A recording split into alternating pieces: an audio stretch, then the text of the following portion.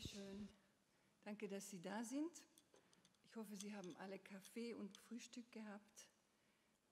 Es ist wunderbar, hier zu sein. Es ist eine Ehre, um eingeladen zu werden auf diesen Institut, den ich eigentlich besuchen möchte, um endlich etwas zu lernen. Weil das muss ungeheuer sein. Also vielleicht kann ich noch Studentin werden. Ist das okay? Oder muss man unten 20 sein? Dann leider bin ich zu spät. So I'm going to talk in English because the work is usually talked about in English and written in English. Sorry, I have so many bracelets. I'm going to take them off. So I'm going to just introduce Inside Outside. Of course, I won't speak about color, because that is such an obvious thing to speak about if you talk about architecture and city planning and interior design, etc. Inside Outside is fascinated and works in the field of interior and landscape, and of course, as you understand, and which is a totally open door in modern architecture, it's also about the connection between inside and outside, and how you address the two, whether it's in an urban situation or in a more private or landscape-like situation. And it is not only that you can look at landscape and interior as one continuous flow, but you can also, as we do, think about the views and the experience of the one and the other from its own position.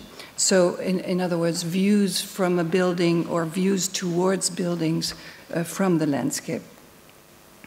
So what we are fascinated with is these two, and sometimes we have a literal connection and sometimes not. But anyway, we found in 1999, I found an old school building, and I worked alone before that as a freelancer. And then I could really invite people to work with me, which is one of the most enchanting things to do, to collaborate. And our team is a multidisciplinary team. We have architects, but also landscape architect, interior architect, but also fashion designer, cultural anthropologists, etc. on our team.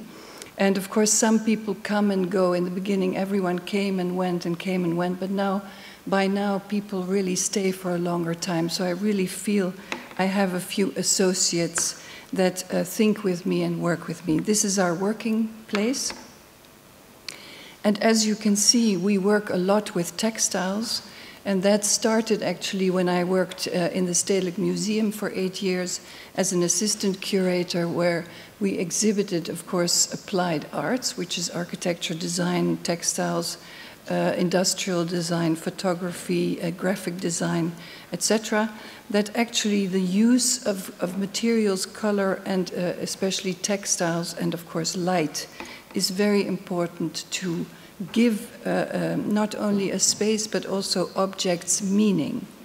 And in working through the years, I also noticed that creating screens, like in theater, screens and different experiences that follow up, whether it's in the landscape or in an exhibition or somewhere else, is hugely important to have a narrative, to have continuous different experiences, to build up to a certain moment where you have a kind of dramatic point.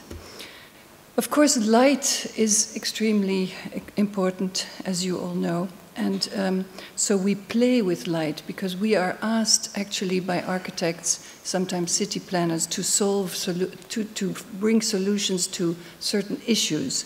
I don't want to say problems because problems always sound negative. It is all about issues. It's issues of sound, issues of light, issues of space division, etc. And so we darken places and we light up places, we define places, etc. And so working with these transparencies and objects that create different spaces or experiences, and of course playing with daylight and with natural light for us is really important, and for me quite essential. And how you block it and how you still create an illusion of the light so that never something is completely dark, and depending on the space or the place or the people using it, how daylight can enter your life each morning and fade away each night, and how that, even though your space is dark, it becomes part of your daily experience. We also tend to break open things, whether it is buildings or windows or sites, because I might be a bit claustrophobic, but buildings that are completely closed, or where one room and the next room don't have any connection, to me is a bit weird. And so in some, actually most of the projects we do, we are involved from the very beginning of the conceptual thinking about a building, and so we can influence also the architecture in breaking open things. In exhibitions, we break open things, and that means, for instance, this gallery in Barcelona, where this window used to be closed, and the office was actually open, the terrace you see hanging there, or the balcony. And so we turned it around, and that means that if you make exhibitions in this way, people who don't want to specifically go somewhere, they're just shopping, they all of a sudden are introduced into a world that they not usually encounter. So that is also part of our work, how you invite people or into something that they don't usually would notice.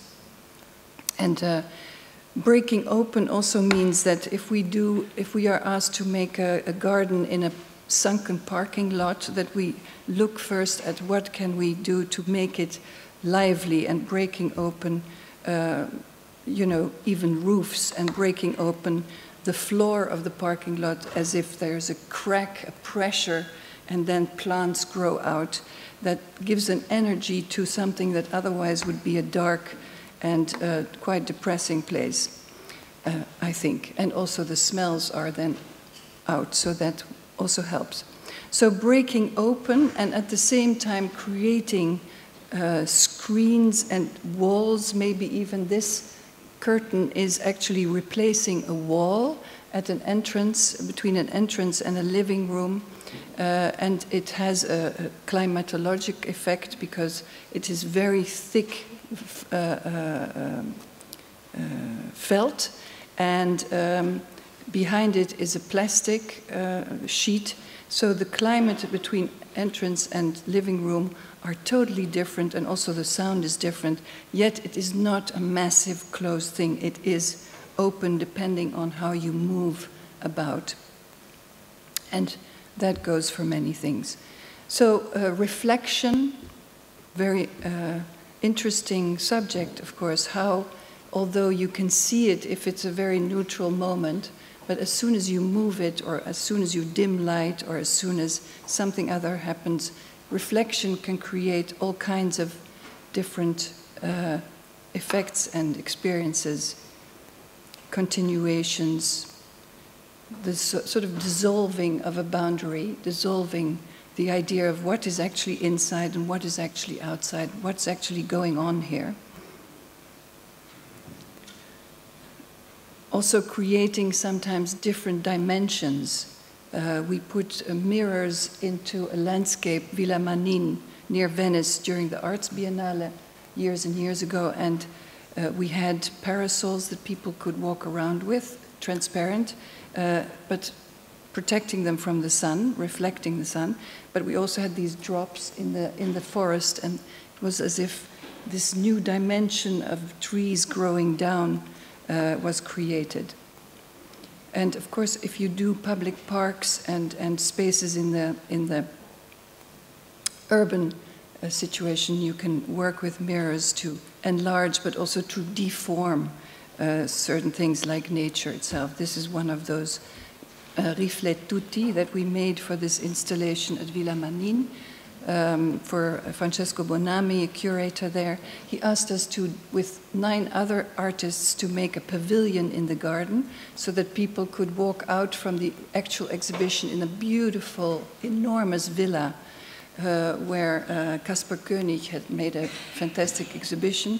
But then the people would go out into this very spacious garden, and they would all get this rifletuto, and so they would have their own personal pavilion, very flexible and with organized views, as you saw. What we also do is create spaces, flexible spaces that actually don't exist, but that can be shaped and made very, very easily and taken away very easily to envelop or to separate or to make an intimate room for whatever purpose. We also know that you don't only create spaces physically, but also visually, and I don't need to tell you that if someone has tiny objects in a huge space, that sometimes using different colors or dividing the space really into different areas can help how you experience scale. This we also do sometimes with curtains that have a new kind of horizon, and so breaking the architectural law of a space. Our work is also about movement and change and the choreography of movement. If you work in a garden landscape, you all know its tradition. You are actually led by the hand where you should go to have the best garden experiences, landscape experiences. That is a very romantic given, but in our times we don't have much space and not always the necessary romantic surrounding. So sometimes we use the path as a symbolic movement that you can either follow or not follow. You can choose. But if you do follow it, and this is a prison garden, one of 6 of one prison building, where you have a women's department, men's department, and each garden had a different color, different finish, and also different path structures that they could play with. But in the interior, for us, the equivalent of a path is actually the track of the curtain. And so if you are asked to design curtains for, we usually work for cultural buildings, educational buildings, sometimes commercial. This is for Hammer, oh, it's not written, it's the Chazen Museum in Hamilton, Wisconsin, and with Machado Silvetti architects who had already designed the entire building. And so we were confronted with all these finishes and cables and facade structures and so on, and we were asked to make a curtain to give privacy to the entrance hall in case of openings and festivities, but also the question of hiding, in a way, the people's identity if necessary. Anyway, to make a long story short, it starts with the track, and the track needs to organize this object that cannot go anywhere. There was no space where you could hide it.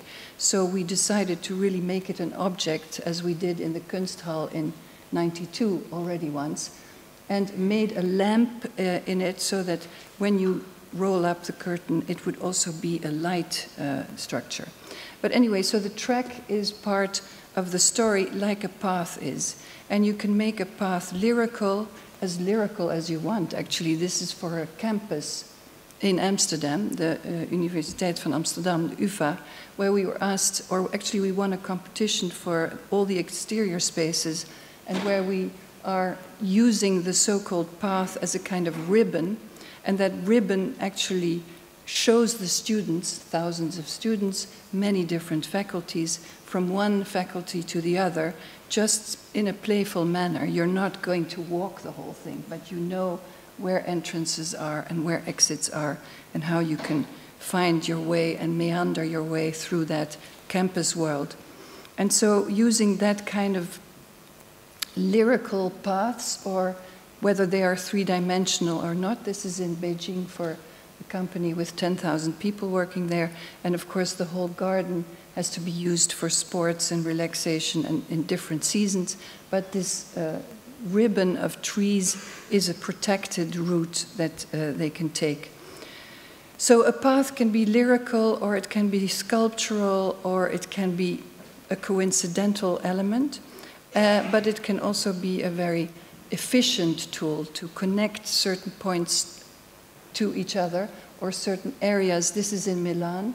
Well, it says, of course, it's a competition we won in 2004, and we're going to build the park next year with the municipality of Milan. It's 10 hectares, and one of the programmatic questions, the most important, was, can you, with a park, connect different areas, commercial, cultural, residential, governmental areas to each other, but also the station, the Stazione Garibaldi, to the city, to where the people have to work.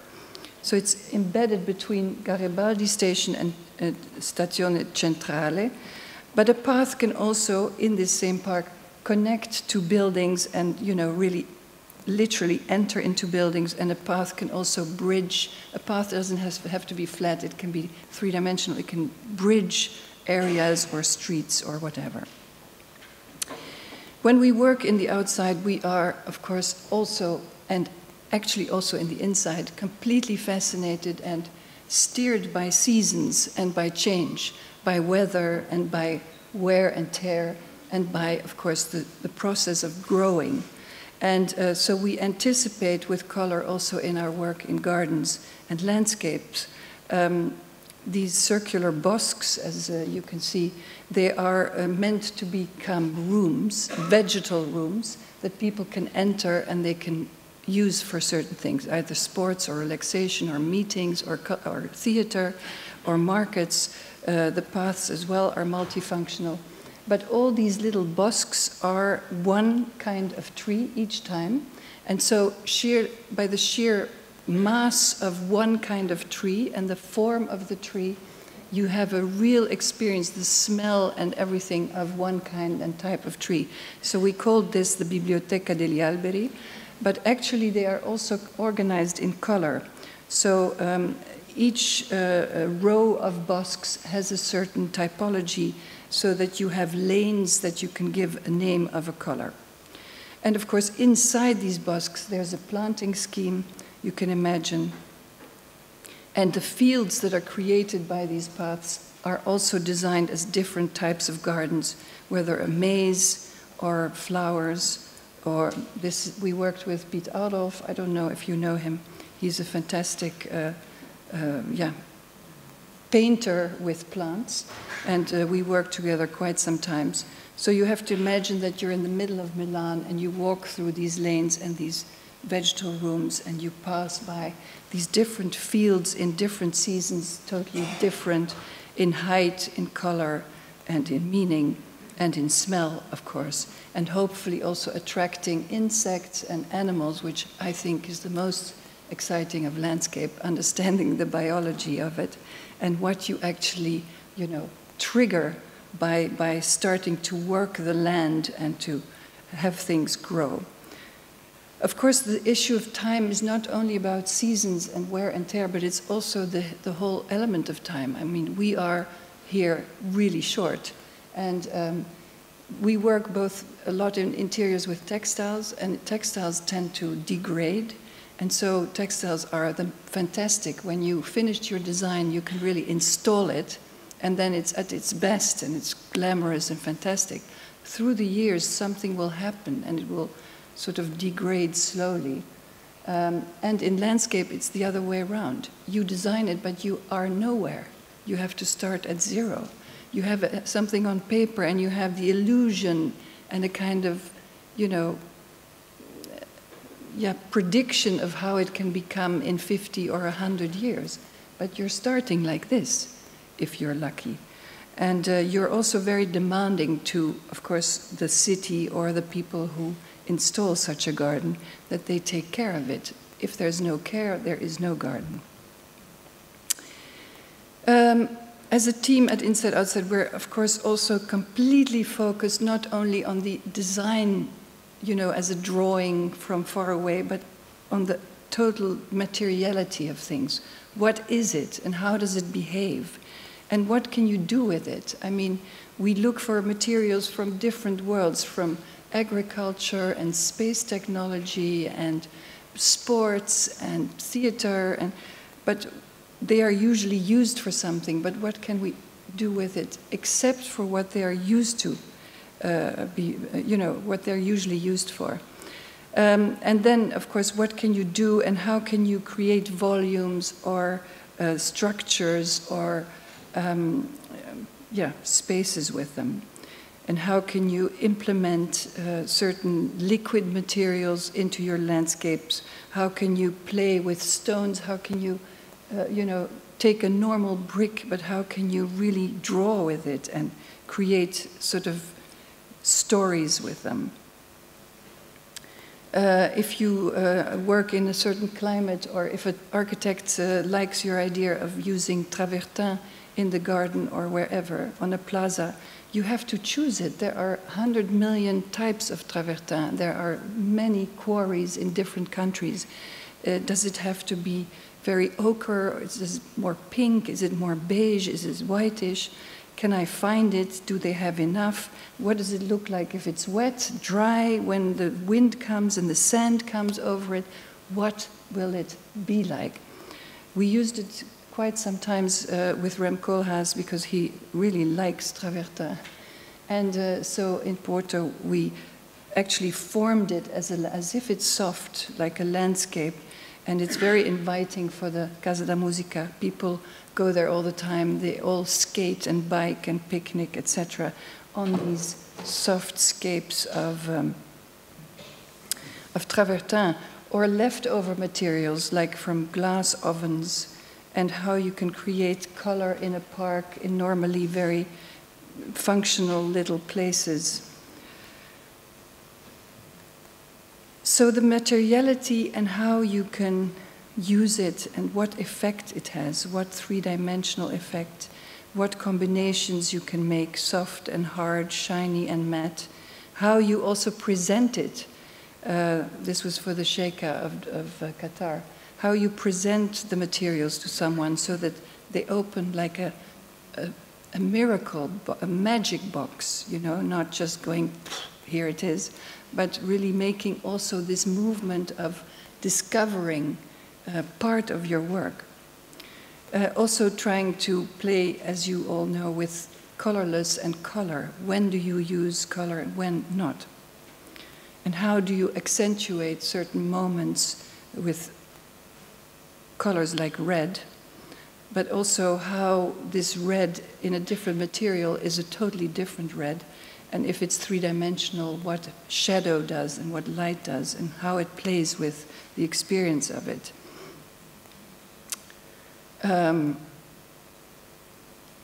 So working with paper, working with growing things that can be sort of forced into shapes, which is not our hobby especially, but is an interesting thing. Up to the detail, like weaving. We weave cloth now for the Qatar National Library to create an auditorium. And this cloth is woven, and we have to draw and understand each millimeter or a tenth of a millimeter how, like in engineering or architecture, a double-faced cloth, like damast, or the kind of weaving that you have a positive and negative side, but you can also hide threads, so you can have a surprise. I mean, it's an endless world of weaving and combining elements, creating three-dimensionality by adding an extra layer that is not on top, but just slightly loose, so that things start to deform. Playing with liquids like polyurethane to create floors that are actually look completely weightless and spacious elements instead of just being one color. And then creating views and opening up things so that people start to get curious. What's going on there? Do I want to go there? How can I slip through so to go to another experience? Windows in curtains, openings in bridges, and of course structures, weightless structures, also structures that we develop with engineers, sound engineers, climate engineers. For the Casa da Musica, it had to be without any absorption, so it becomes really light. For music performance, curtain that doesn't need architecture anymore. Can you imagine the emancipation I'm feeling here? Independent from architecture, hooray. So weightlessness, also really a subject that we work with. Of course, weight, but also weightlessness, and very much inspired by many artists, but among others, Yves Klein, of course. I also tell my team to draw by hand. Of course, we all need the computer, but sketching, and actually sketching and drawing and making recipes, but also sketching the essence of your intent with a design is incredibly important, because I really believe the connection between your hand and your brain as you do it and as you think about it is so much different from the computer. I'm not against computer, we all need it and we all use it incredibly, but there is no computer that can deal with things like your own hand and your own thought that just fluently goes from your brain to your hand and makes lines on a paper. Even testing color, color shades into a garden. This is a roof garden in Shenzhen we made for Shenzhen Stock Exchange. It's really about how you combine different shades of greens and how you do that very quickly and very instinctively with your pencils. Then we are also a team at Inside Outside that has a real passion for hands-on working. I saw in your program of this faculty that you all do that as well, but I mean, we really like to make it and not to just tell people what to do. So all the things we make are really physical things. So we weave and we knit and we knot and we scan and we do all kinds of stitching and sewing and of course planting. And you can see that we are bent all the time. Doesn't mean anything else than that it's really necessary physically. So the physical thing of making it and feeling what you're doing, and also, you know, the heaviness or the moisture or the smell of things, very, very, very connected to what we do. And then, of course, collaboration, working in other people's offices, going to the site to test everything, collaborating on invitation of, for instance, in Minneapolis, the Walker Art Center with artists, collaborating with garden guys, you know, the contractors, the gardeners in different cultures, and then also being in different cultures and trying to understand what their connotation with color is, or their connotation with a certain plant. You know, the idea in the West, we are completely into grasses and to, you know, imitating the wild. At least I really love it. And so, you know, you don't plant only roses, you plant roses with grasses and herbs, and it's fantastic. But in some cultures, they really think you're crazy. You know, it doesn't work, it's terrible, people get restless, they think you don't take care of your garden. So there's a whole language barrier also, or a learning from our side. What can you do as a designer, and how does it work in different cultures? And what kind of colors and materials and scales and codes, even protocols, even ways of communicating is there in different kind of cultures. And sometimes you really can't get together. So sometimes even the most sober design can be too much. What was that? Yeah, very funny, huh? We also have to stay in all kinds of hotels, as you can imagine. And that does influence your atmosphere. When you wake up in one room, it's totally different from another room. When you walk through a city or a culture and you have this kind of signs, and you think, my God, I'm going to make a park in this city, and people cannot do anything. Or I'm in Norway, where everything is so organized, and I see this. So it's very funny as well, of course. Are you still okay? Okay, so want more? Yeah, so now I'm going to tell about a few projects. Why we use colorless. So this is the new wing for the Stedelijk Museum in Amsterdam. It's designed by Bentham Crowell architects. It's sort of glued to the old Stedelijk Museum where I used to work when I was young. And there was a whole enormous, lengthy process before this building was opened. I don't know if you know, but the Stedelijk was shut for 8 years approximately. So it's a very, very energetic feeling that the Stedelijk is open again. I think 7 or 8 months before it would open, the new director of the Stedelijk called me and said, Petra, Blaisse, I am Anne Goldstein. I want to ask you if you want to make a tapestry or a wall, let's say a carpet for a wall in the entrance lobby of the new entrance lobby of the new Stedelijk. Can you please look at the situation and see if you want to do it? This is the architect's drawings and impressions. There's a restaurant that has a very low ceiling, and then it folds and then it becomes a very high ceiling in the entrance hall. And they had imagined, these architects, that it would be a vertical garden, but of course in a museum with art, a vertical garden with the bacteria and the moisture was totally, absolutely impossible. So they asked other designers to see if they could work with textiles, and they started to make green, hairy things which this director didn't really like. And she thought, well, inside outside might have some solution. And she said, you don't have to do it, huh? Just see, because you have very little time.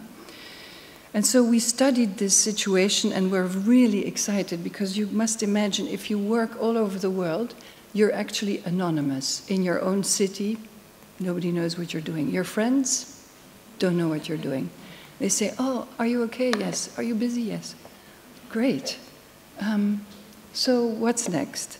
And so it was really, really exciting to work in our own city and to make something in this institution. So, but not only that, for the first time something static, because we never work with static things. It's always moving, it's always going away or coming, like personalities almost. Or it's waving in the wind, or it dies and then grows again, but never static. So we were thinking, how can we do it, and how can we do what we always do, not to try to make an art piece or something creative, but just to look at the situation that we have here. So the architecture, the colors that were already chosen, the designs for the restaurant, the colors that the architects chose, but also the color of the brick of the old building. So if we do something, will we work with color? So we did all kinds of these. We made a model, of course, as usual, a working model, and we're thinking, shall we use color? No, no, no, no, definitely no color. It will be black and white, because we have to not compete with a collection or pretend to be something. You're always referring to something, you know. It's either Rietveld, or it's Mondrian, or it's Kienholz, or it's whoever, but anyway. So we started to just study exactly what lines were going on, what colors were there, what kind of light came through. This is really beautiful. The new architects didn't really touch the old building. They made this slit in between, and so daylight comes down. Then we studied we had the key to the archive of the Stedelijk, so we saw all the old drawings, hand drawings by Weissman from 1895 of the old building. And we saw, of course, the AutoCAD, the drawings of the architects, but we also asked Melz-Crowell for his sketches. He said, I don't have sketches. I said, you must have sketches. You sit somewhere and you have to make a new Stedelijk. Come on, man. You have to have something. And so he gave me a few of his sketches, and then we looked at the lines, the connections to the lines of the architecture of the old Stedelijk. We also were looking at something floral, because exactly there used to be the Stedelijk garden. And also, before Amsterdam was a city, it was all agricultural and quite wet. And these flowers, which is the angelica, grow really well in Holland and in wet soil. And we added something new, which was actually like the golden rule that if you make vertical lines and you organize them in such a way, you actually add something that pretends to be three-dimensional, because, as I said, I became very nervous about not being able to move or to be three-dimensional in some way or another. So we put all these layers together, and we started to compose something that was actually telling all the stories in one. And doing that, we had to communicate with a weaving company, Desso Tapete. And Desso Tapete is a real Dutch big company that actually always makes carpets for airplanes. And so they have a weaving machine that does one knot, and in that knot they have blue and red and white and so on. And it has to be very sturdy. But we said, well, we want shapes, for instance. We want organic shapes, and we want to create three-dimensionality also in the miniature sense. So zooming in, what kind of stitches can we make, and how flat can we be, and how thick can we be? And so together with Desso and their weavers and the head of that weaving department, we developed 15 new stitches. And these 15 new stitches were then composed in, and to talk about color and computer, each color is a stitch, and so each time we had to symbolize in our computer program each plane and each stitch in a different color, and it's really on the millimeter, namely the thickness of the wool. So each millimeter was, and then you start weaving, and the sketches of the architect with his words come out. So we had a code for sketches, and we had a code for everything. And then you see there these brick shape structure behind. That is actually because we wanted to weave also behind the base for weaving is, of course, something that has vertical and horizontal structure. We wanted to weave behind it, so we needed a structure, regular structure, to keep this whole tapestry together. And we chose for the brick structure, of course, because we were referring to the brick of the old stedelijk. And then we had to think about lighting it, because if you light it only with daylight at night, you wouldn't see anything. And of course, lamps are incredibly essential, and how they are positioned, not only the color of the lamps, it's not only daylight, it's not only red or white or blue or whatever, but it's also the strength and the position, how it can shear past so that you get a more three-dimensional experience of the weave itself. For instance, here you can see, if you are near, how the thickness is important. And of course, the distance. If you are at a distance, you have much more idea of the entirety as a kind of graphic narrative, as also the traditional tapestry used to have. And then folding into the restaurant.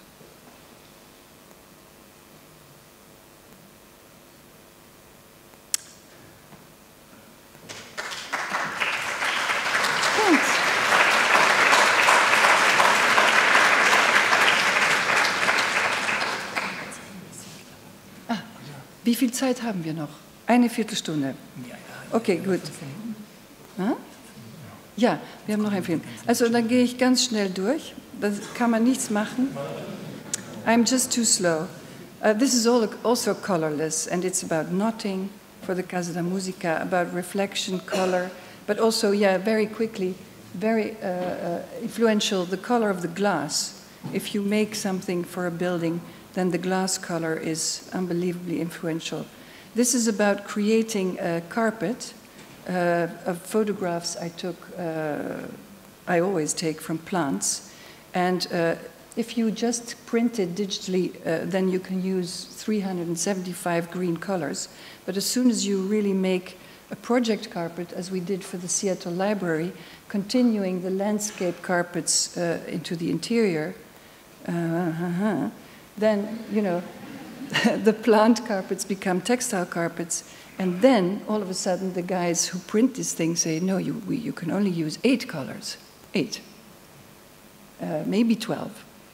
And then you can also mix them, but you know, 8 is all. And then that is a real search how instead of 365 colors, you have all of a sudden 8 colors, and how you then, through mixing them and combining them, you can still have the depth of a photograph. Of course, this is a whole session of research, and that you then still have that connection almost literally with the plants outside, but also playing with scale, so that all these very blunt furniture of a public library become really elegant because of the bluntness of those carpets, and then taking the landscape inside. Okay, and then if you work in a very dark place, we started in Hackney Empire to suggest, sorry, I will do a bit more time, sorry, to suggest something black and white. It's a restoration project, it's an old building. We said black and white, but after a year thinking, they said, no, Mrs. Blaisse, we want a red. So red it became, but then red in a different way. 3-dimensional. Haus der Kunst. Oh, that I wanted to tell you, because that's the discussion about gray. One of the speakers was saying we're really into white, but in the Haus der Kunst, the new director, called Chris Derkon at the time, wanted to take away the period, or to end the period that the past of the building was being denied. And so he started to strip away the white and to show again all the materials of the real architecture. And they have a central hall, and that central hall was only for movement, as you see on the left side. And he asked us to create a curtain around that Mietenhalle, to create a room so that they could also rent it out or have special events there. And actually the essence of our design is the shifting of the curtain, so that the, let's say, the classicistic architecture in one very simple move is out of balance. But a year-long discussion about the fact that they wanted a gray curtain, and I said, I am not going to make a gray curtain. Forget it. It's dead. So can it be just a bit blue? Yes, just a tiny bit blue. Okay, I had to convince 45 curators, and then it was okayed. And you can also use a curtain for information. This was a story, very short, about color being political. So in Taipei, where we wanted to make all the auditoriums, and we do all the color scopes and all the materials and the finishes and the curtains and the landscape, we had to also use a color. And Rem Koolhaas said, I like a color that is as if the whole theater is dipped in one color. Actually, really everything, chairs, floors, ceilings, etc., and the curtains. And so we had to choose a blue, but not a political blue, and so we came with this gray blue, and everything will be blue. But you can imagine that how difficult it is, because each material reacts differently to paint. So whether it's concrete or velvet or something else, it's absolutely a search we're still doing.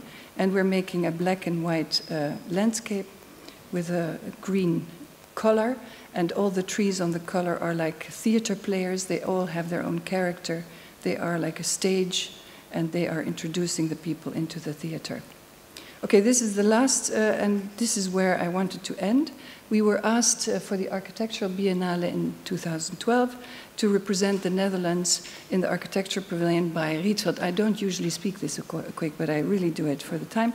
And this discussion was that there's a lot of commercial building going on in the West, and the Architecture Institute wanted to address the fact that it's all about market economy, but not about the necessity of buildings. And so thousands and thousands of buildings in the Netherlands are empty, schools, offices, houses, etc.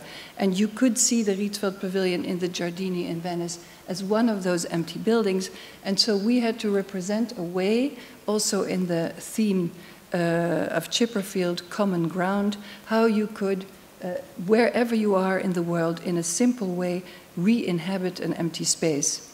And so we stripped the whole, of course with the permission of the Rietveld Foundation that is very strict about this monument, we stripped it all.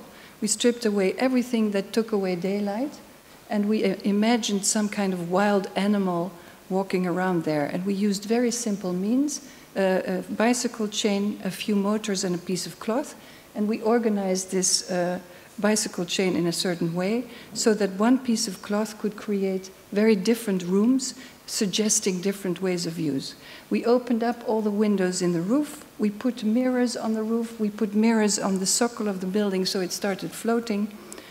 Mirrors on the roof so that the sun would be catched and projected inwards so that you would have two shadow plays. One, the real shadows going from east to west, and the projected shadows that would go from west to east, because this whole installation is also about time.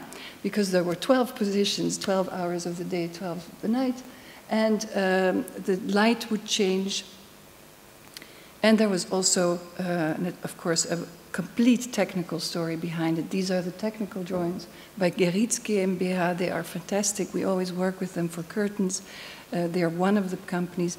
And they made such a perfect installation that I actually didn't want to hang any cloth anymore because it was too beautiful for words. It was so fantastic. And the worst moment was that they switched the motors on and it didn't make any sound. I said, but how can it be? A bicycle chain does ta-ta-ta-ta-ta-ta-ta-ta-ta-ta. No? And they said, Frau Blaisse, wir sind doch Techniker. Diese Technik ist perfekt. Na gut, also no sound. So I met with one of the technicians working with me on this installation, because we had to do it, of course, ourselves physically. I said, so what are you all doing? You're a painter, you're a sculptor, you're a carpenter. And one guy said, I'm a composer, actually. I'm standing here doing this work, but I'm actually a composer. So I said to him, could you really make a kind of tingly-like something, some sounds, you know, that if the curtain passes, that something goes tock, tock, tock, or ping, ping, ping? He said, sure. And there it is. He made fingers in the curtains, fingers. And he took things that, of course, I wanted from the building side, just pieces of metal. And then if the curtain moves, it goes past this thing and it makes a sound. And now I would like, Lucas, for you to start the film. Bitte schön.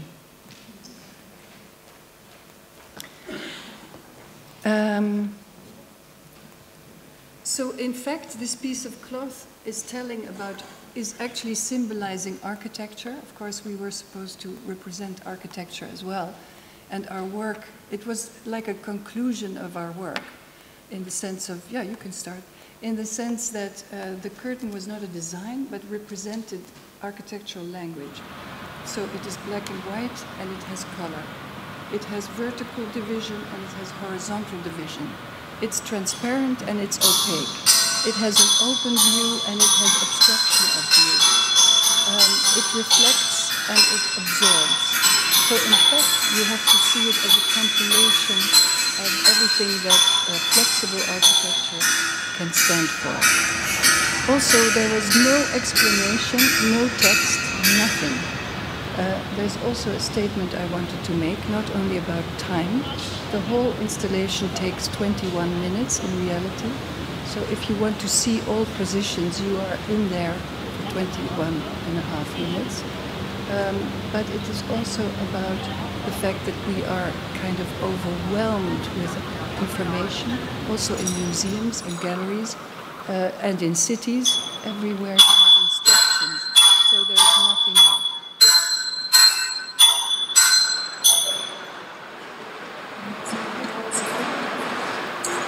And this is going to take you 10 minutes of your life.